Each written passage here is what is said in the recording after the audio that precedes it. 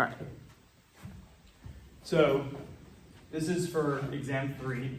So since this is going out to like people who probably don't go to the study sessions, maybe. My name's Arn. I'm your guys' like supplemental instructor. And just a couple things with this exam. So it's like a decent bit harder than the first two. I'd say it's like imagine you're kind of like taking the training wheels off, right? Now we're getting to like the real stuff. So first things first, you got to go to lecture. Like I know it just got moved, and it's like really far for like most people now, but you got to go. He writes his exams based on like what he says, not what's like on the slide. 2, go to tutoring if you have questions. Like there's me, there's the TAs, there's the professor, and then 3. So a shout out to Juliana. She gave me her tripod, so I have like a fancy little thing up here. I told her I would do that for her. But yeah, make sure you're going to his lecture. Like he should be the #1 guy, and I'm like the backup, kind of maybe like the left hand man, right? Because he's been doing this for 20 years. I'm 19, so there's definitely like a little bit of a knowledge gap there. I mean, I hopefully know my stuff, but definitely don't skip his lectures and then come here, because I don't cover everything he covers, right? Like I just go into detail with things that I think are like more confusing. So you guys want to like pass this around? So on the back, I have like a space where you can take notes, and I'll like let you know when I want you to like write something down. Okay, so raise your hand if you have taken Chem 1. So like course is complete. All right. So now raise your hand if you've currently taken Chem 1. Okay. Raise your hand if you've already taken Chem 2. All right. Have you guys taken Orgo? Okay. So you're done with Orgo. I'm going to be in Orgo 2 then. You're currently taking Orgo 2? No. I'm in Orgo 1 right now. Orgo 1 right now. Okay. Cool. So we're just gonna start with the basics, right? Like everybody hopefully remembers what an electron is, right? So what's the charge on an electron? Okay, right? It's like a -1. Okay. And this is like the smallest out of the 3, right? There's a neutron, there's a proton, there's an electron. This is the smallest, and it has a negative charge, okay? So something in science is like when we want to transfer energy, we do it with electrons, okay? Like if you want to charge your phone, that is because of like the transfer of electrons. So it's like a electrolytic cell for the people who took Chem 2, right? So like moving electrons around is how we move energy. Like that's a big thing in science, right? It's electrons, it's not protons, it's not neutrons. Like let's say we have molecule A, molecule B, and so I also like A and B, like for this like short 10-minute period, are just gonna represent like anything, okay? Because I don't want to use like Mg, because I don't want people thinking like, oh, that has an oxidation of like +2, right? Like I know it does, but like I don't want you coming in with like any preconceived notion, okay? So like the charge on A currently is 0. The charge on B currently is 0. Like there's nothing there, right? So these are just like random molecules. So I'll just be doing like letters, okay? So A and B. So if I want B to have more energy, I would give it an electron. Okay, all right. So like let's draw an electron next to it. And then remember, electrons have a -1 charge, okay? So now B has more energy because I just gave it an electron, and it now has a -1 charge because electrons are negative, right? And that premise is like this whole point. Like this is what we're doing for the next like 2 or 3 weeks. We're just moving electrons and making things negative and or positive. So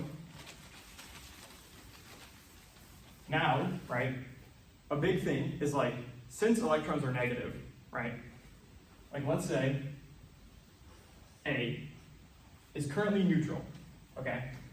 It has 1 proton and 1 electron.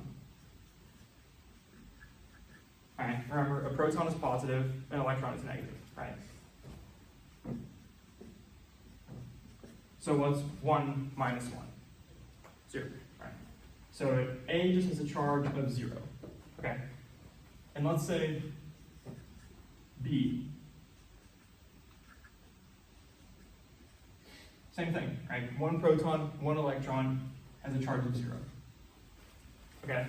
Like, let's say I want B to have more energy, okay? I want to give it energy. I'm going to give it an electron, okay? And so this is like, now we're getting to the premise of like oxidation reduction, okay? Because now, wait, can you guys see the board? Okay, I'm going to start writing a little bigger. Okay, but for now this is fine. I'm going to give it an electron, okay? And what that's going to do is like, it's currently neutral, right? Like 1 minus 1 is 0. But if I add another electron, okay, let me like grab this. So now B has 1 proton, or A has 1 proton, and a plus 1 charge. Like, so why is it plus 1 now? Yeah, we lost a negative. Like, we didn't move this proton, we just got rid of an electron, okay? B now has a 1 charge. 1 proton and 2 electrons. You see how that works? Like, you can't forget about the proton, because the proton cancels out one of the electrons, and then the negative gets applied, right? So this is like plus 1, minus 2. And then this is just straight plus 1. So that's how, like, so what we just did is we moved an electron from a neutral element to another neutral element, and now one is a positive, one is a negative, right? And so, I mean, if you went to lecture today, remember, what is this? Did this get oxidized or reduced? Yeah, oxidized, right? Because it lost an electron. And then did this get oxidized or reduced? Reduced, right? Like, it's not like that confusing, but you just have to like make sure you don't get hit by like the small stuff, okay? So I'm gonna erase this now.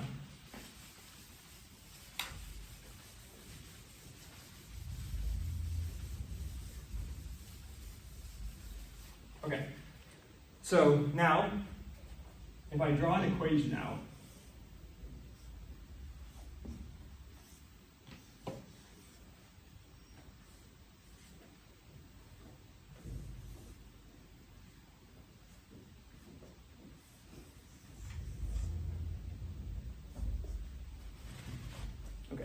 so you all should be able to kind of figure out like what happened and why did it happen, okay?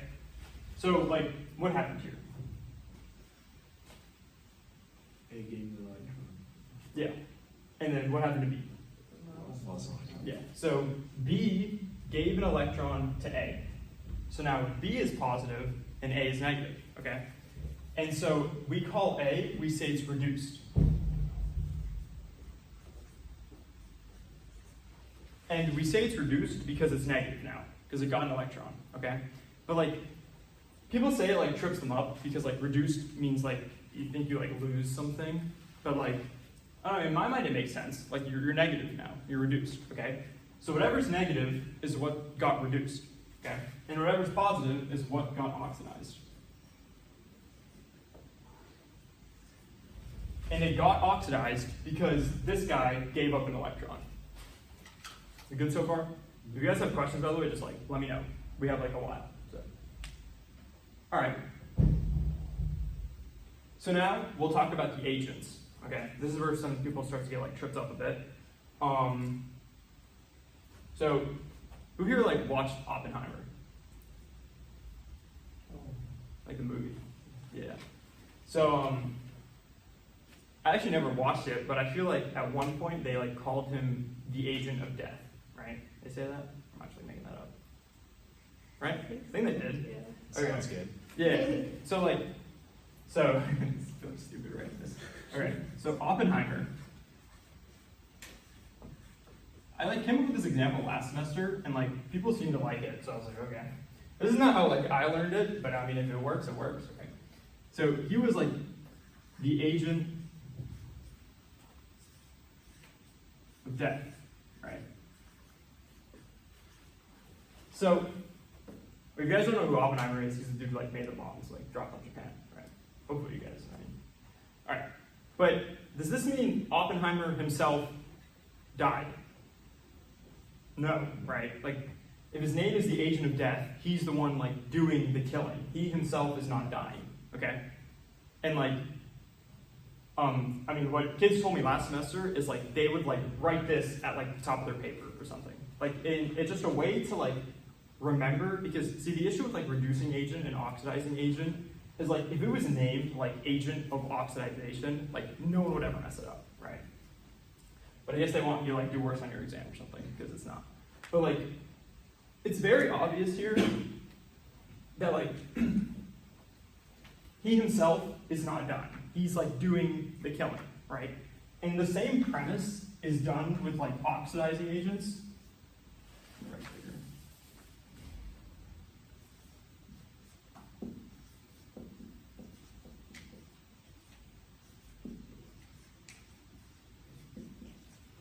And reducing agents.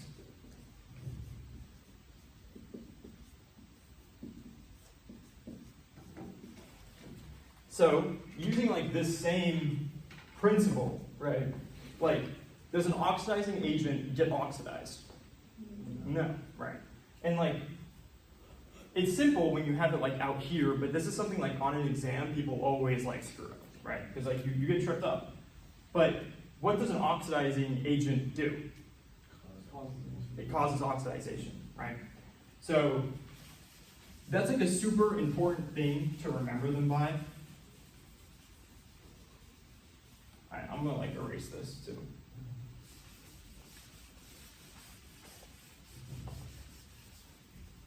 So if the oxidizing agent causes oxidization, it can't be B, because B gets oxidized, right? So the oxidizing agent would be A. And then B would be the reducing agent, because it reduces A, right?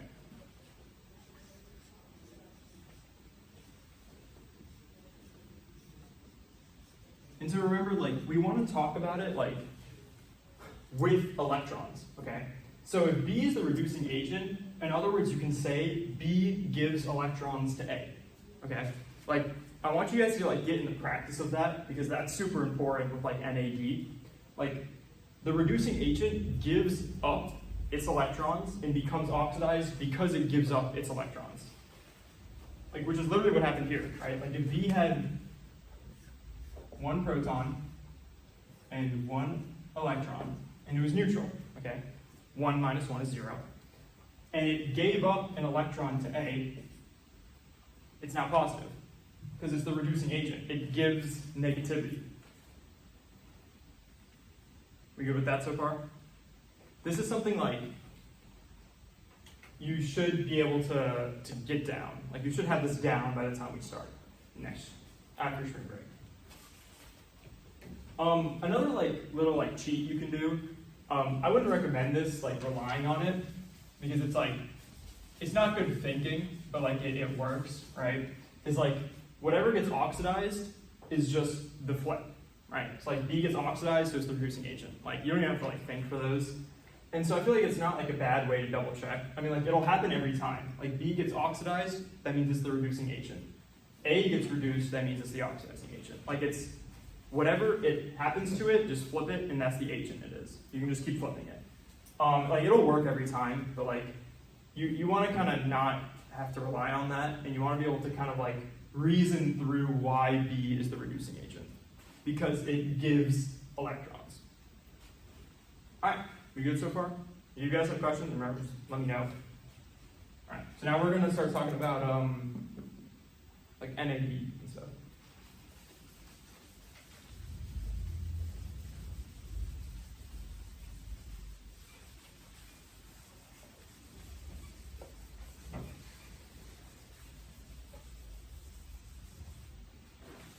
Okay, so in orgo, are you guys read like substitution reactions, right? Mm-hmm. Okay. So like soon, like we're actually going to talk about something like in organic chemistry in like chapter 9, right? It's kind of like a build up to that. So like soon you'll be learning about this in class too, okay? So this is like, do you guys remember like electronegativities? So it's like how strong something pulls something, right? So remember like H, I think it's like 2.0. Again, we got like C, I think it's like 3.2. Is it? Yeah, it's probably like 3. I think O is like 3.2. N is like 3.5. Right? Like base value. So like what this tells you is like how strong something pulls electrons, okay? Within a bond. So if I have a C bonded to an H, would the electrons be closer to the C or the H? C, right? And that's because C has a higher electronegativity. So it's going to pull the electrons stronger than the H can. So the electrons would be somewhere like here. Right? Wait, C is not good. Okay. That was not a good example. Oh, sorry, not C. The electrons would be close to the O. Okay, sorry, the CH bond actually doesn't have enough of a difference to like cause that, I think. I don't know, I like screwed up the C's electronegativity. It's probably like 2.5. I think it's probably 2.5. That makes more sense. We'll see. Okay, forget the last like 20 seconds. All right, so O in H, O would pull the electrons closer to it, right? Because O has significantly more pull than H does, right?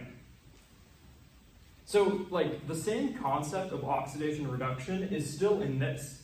Like, which one you think is more positive? H, right? Because the electrons are closer to O.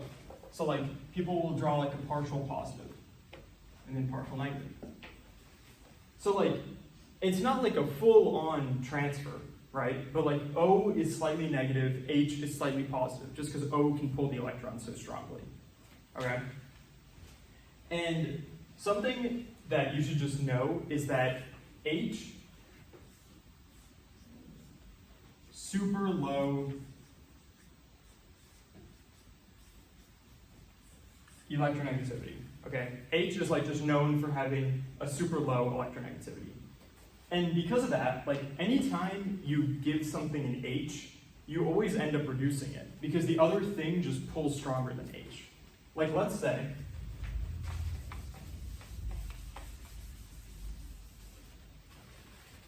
let's say I had an N. So how many electrons is in a hydrogen? You guys remember? One. There's one, right? So like, if I was going to draw a hydrogen, okay. So another thing that always confused me is like protons are H plus, but a hydrogen is just an H. Okay. So like, one H has one electron minus, right? And then it has one proton, which is sometimes represented as this, which looks like kind of stupid, right? But like one proton, one electron, okay? So let's say this N has like however many electrons around it, okay? So we'll just say it looks like this. Say it's like, maybe it's bonded to something over here, okay? So if I were to add an H to this N, this H comes with one electron, one proton, right?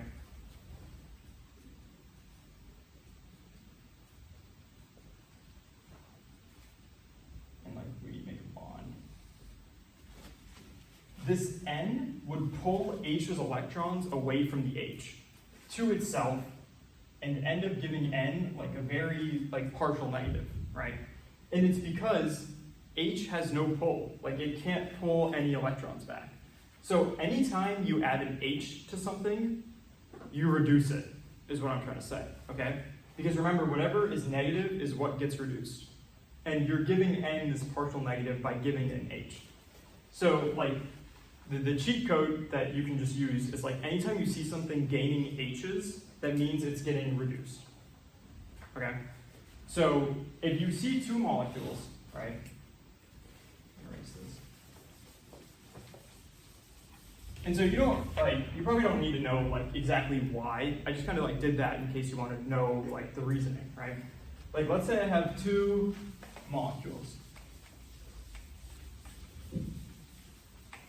Like A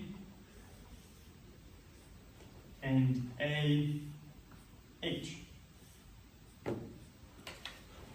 Which one is more reduced? AH, right? Whatever has the more H's is just more reduced. That's just how it works, okay? So what about like AH and AH2, right? Someone else tell me. AH2. Like, it's like when it's written like this, it's like simple stuff. Like literally whatever has more H's is more reduced, okay? So what about like AH2 versus AH3? Yeah, AH3, right? So, the reason why I'm saying that is because the whole thing with NAD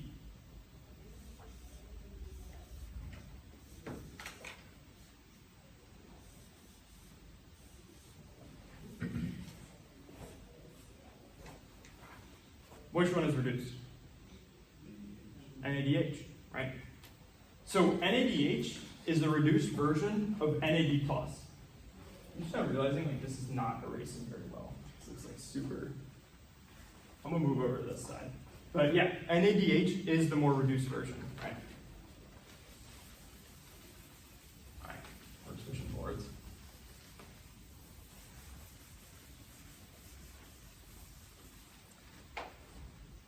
Okay.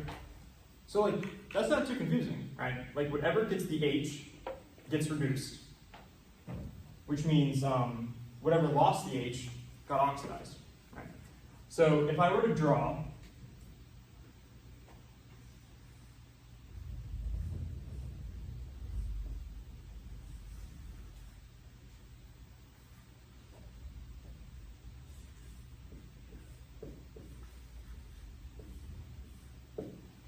okay. Now, I'm going to walk through this, right? Like with my thinking, okay? So the first thing I would do is, okay, I'm like, if I'm told to label what got oxidized, what got reduced, right? I'd be like, okay, what gained the H? B.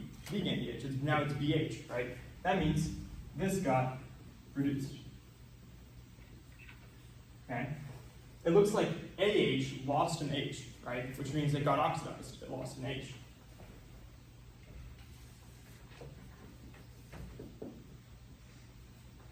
Okay, now I have to find out what's the reducing agent, what's the oxidizing agent. So the first thing I would do is just be like, use a little cheat code, right? Like just flip it. I'd be like, okay, well since AH got oxidized, that means AH is the reducing agent. So I would just label it first, right?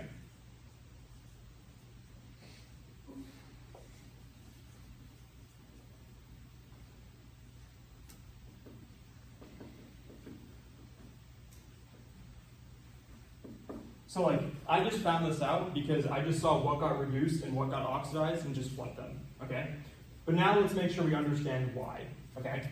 So B is called the oxidizing agent because it kind of took a hydrogen from A, which means it oxidized A. It like took electrons from A, right? A is called the reducing agent because it gave its electrons to B and got oxidized, okay? So that's kind of like, this is how you see it in biology. Like you don't really see the whole like there's not many points in biology where like someone just gives up a whole charge. Like it's usually through hydrogens, which like have the electrons, which is what we care about. Transfer of electrons, remember? So are we good with this so far? Good. Agreed. So now we'll go back to like NAD, right? So like you should be able to do this by yourself, like every time. Like the example you showed on the board, it was like, there was like CO2s and like carbons, but like if you just did the same thing, you would get the right answer. Just follow the H's, right? Okay, cool.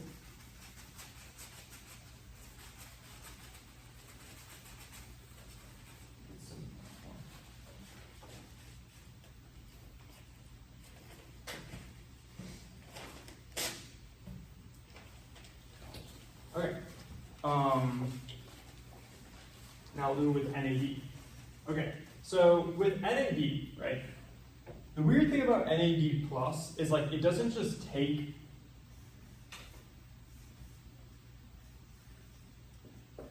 you don't just add 2 hydrogens to it, right? Like to convert it to NADH, you add 2 electrons and 1 proton. And you get, okay? And remember, a hydrogen, am I still in the video? Yeah. 1 hydrogen is 1 electron and 1 proton. So like, it's not just like, you don't just add 2 hydrogens to get NADH, right? Like that's obviously not what's happening.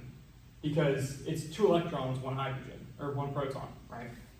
And the other proton just like leaves, and we'll actually talk about this guy later. Like 1 proton just disappears. And so like the way I like to think about it, right? I'll wait for you guys to like, keep writing, so I'll still writing a little bit.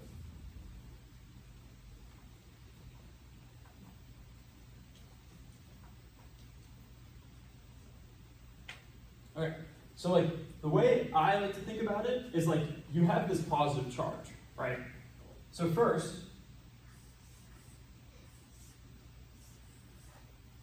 we got to get rid of this positive charge. So we take an electron just from one of these hydrogens. Like there's an electron, right?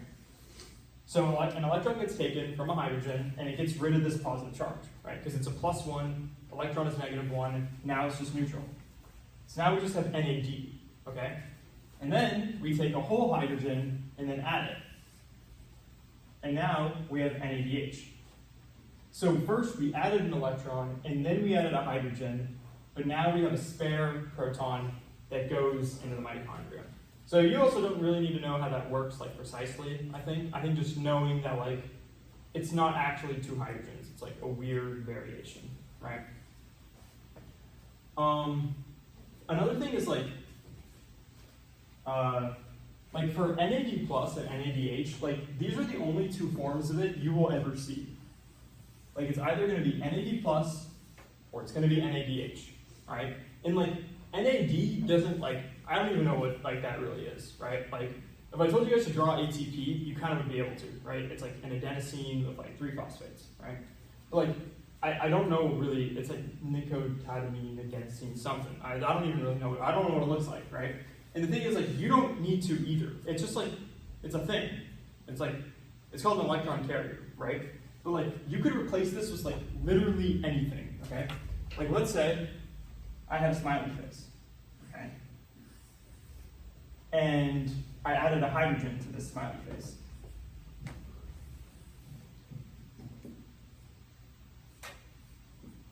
Like which smiley face is reduced? The one with the H, right? And that's literally the same thing with NAD. Like it's just like it's a placeholder. Like it's a thing, right? It's gonna be like that. It's like the same process. But like don't get tripped up because of like NAD. Like it's just like you literally could replace it with a smiley face and nothing would happen on your exam. Okay? It's just like in the human body, you can't just like shoot electrons wherever you want them to go, right? Like they have to be picked up by something. Like if we want to go from point A to point B, like let's say point B is like super far away, right? Like you can't just like shoot an electron to point B. You have to give the electron to something, and then that thing will go drop it off to B. It's like a car. Yeah, there you go. All right, NAD plus is like a car, okay? So like A will give an electron, or it'll give like whatever, like the hydrogen and the electron, right?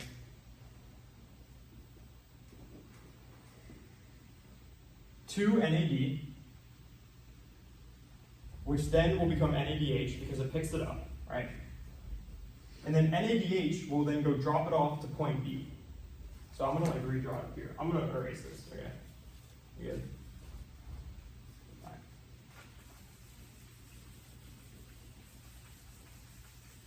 Can't believe they didn't give me an eraser.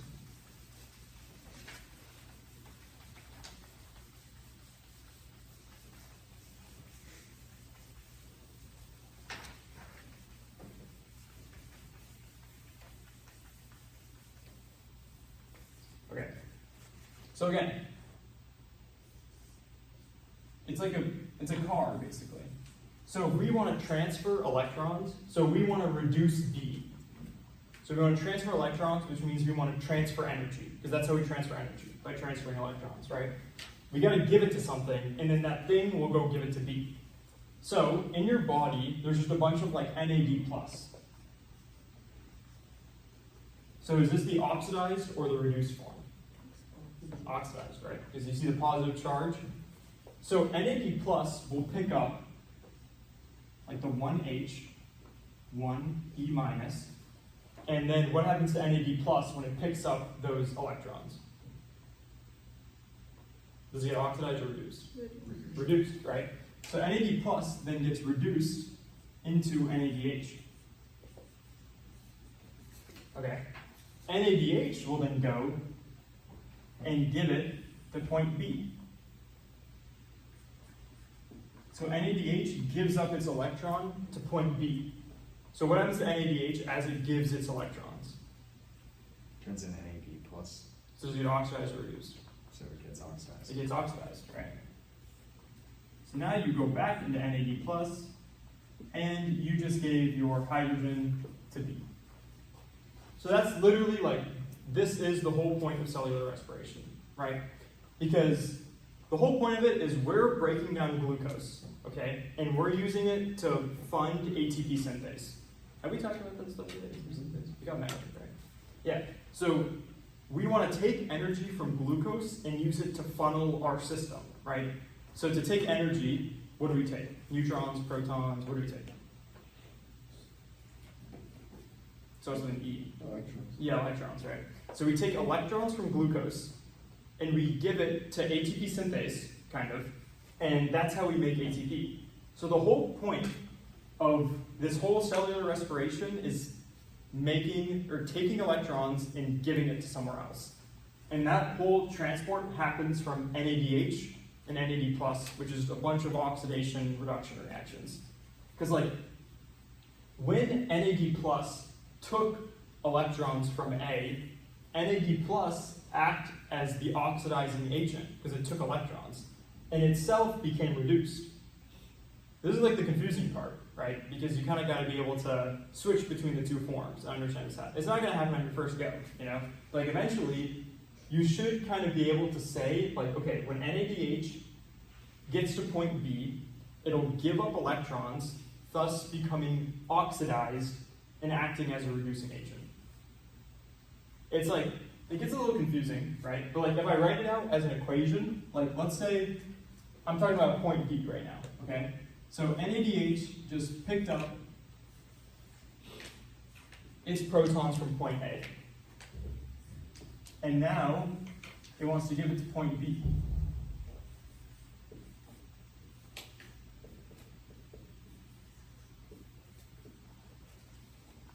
Like that's it written as an equation. Like now it's a lot simpler, right?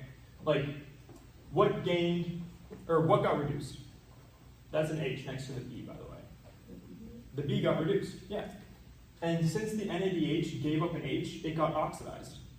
And then now from that, you can label the oxidizing and the reducing agents. And so that process just basically happens like a ton of times in your body. And like, if you write out, so we got glycolysis, we got pyruvate oxidation, and we got Krebs. I'm going to just write it as, so you can also, this is pyruvate oxidation, and then Krebs is usually written as like TCA. And then we have oxphos / ETC. So the whole point of these first three is to make